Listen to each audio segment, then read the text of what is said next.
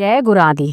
दिल्ली शहर में रहने वाला एक गुरमुख परिवार कई वर्षों से श्री चरणों से जुड़ा हुआ था और प्रत्येक पर्व पर नियमित रूप से श्री दर्शन करने श्री आनंदपुर भी आया करता था। किसी कारणवश घर के प्रमुख भक्त की बुद्धि भ्रमित हो जाने से उन्होंने श्री आनंदपुर जाना छोड़ दिया, जबकि उनकी सबसे छोटी बेटी हरदम एक ही लगन लगाए रखती कि मुझे श्री दर्शनों पर ले चलो। श्री व्यास पूजा का पर्व आया। छोटी बेटी घर में बने मंदिर में बैठकर श्री आरती पूजा कर रही थी। माँ के मंदिर में प्रवेश करते ही वह वहां पड़े हुए सोफे की ओर इशारा करके जोर जोर से रोने लगी।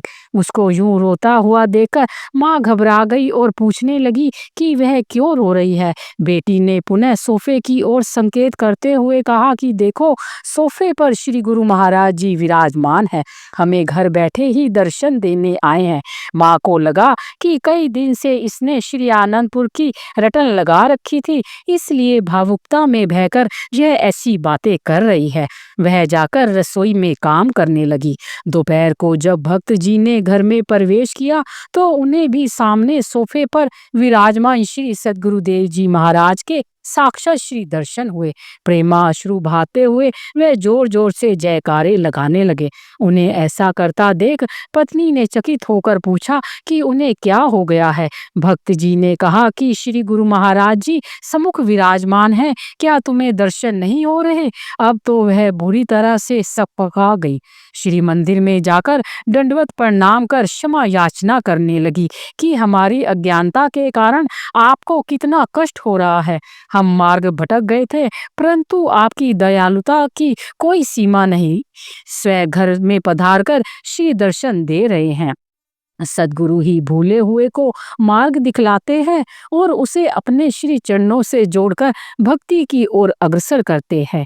कुछ ही दिनों पश्चात वह सारा परिवार श्री दर्शन हेतु श्री आनंदपुर पहुंच गया।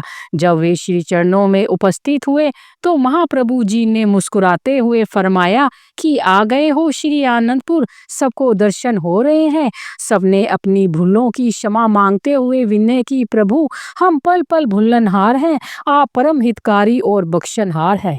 हमारी त्रुटियों की ओर ध्यान ना देते हुए अपनी कृपा का वरद हस्त रखकर अपने सुकोमल तन पर अनेक कष्ट सहन कर हम विषम परिस्थिति से उभार लेते हो। आप विरस संभारनहार हैं। सबने महाप्रभु जी का कोटि कोटि आभार व्यक्त किया। महाप्रभु जी की महिमा का वर्णन करते रहे। बोलो जयकारा बोल मेरे श्री गुरु महाराज जी की जय।